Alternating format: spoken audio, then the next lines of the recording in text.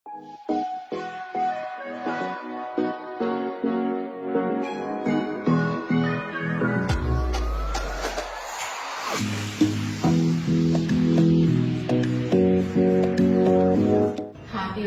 I am Dr. Anusha, consultant at Dr. Vijay's Cosmetology and Hair Transplantation Center.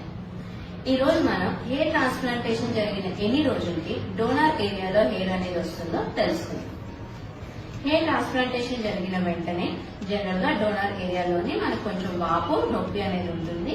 ఇది ఒక 24 నుంచి 48 గంటల్లో ఏదైతే ఈ వాపు నొప్పి ఉన్నదో అది తగ్గిపోతుంది.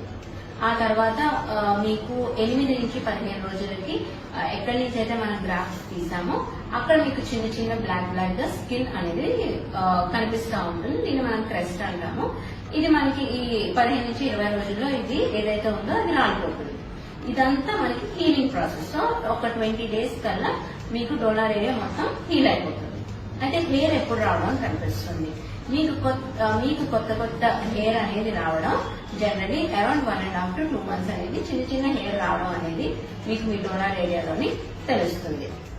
70% ఆఫ్ ద హెయిర్ మీకు రావాలి అంటే it takes around 6 to 8 months time. Complete గా నార్మల్ హెయిర్ రావాలి అంటే అరౌండ్ 9 to 12 months టైం అనేది పడుతుంది. అయితే ఈ హెయిర్ అనేది రావడానికి కూడా కొన్ని ఫ్యాక్టర్స్ మీద డిపెండ్ అయి ఉంటుంది. హెల్దీ హెయిర్ మనకి కావాలి, చక్కగా రావాలి, డెన్సిటీ బాగోవాలి, క్వాలిటీ ఆఫ్ ద హెయిర్ బాగోవాలి అని అంటే ఫస్ట్ ఆఫ్ ఆల్ మీ డాక్టర్ మీకు ఏ మెడికేషన్స్, ఏ సప్లిమెంట్స్ అయితే ప్రిస్క్రైబ్ చేశారో అవి మీరు క్రమం తప్పకుండా తీసుకోవాలి.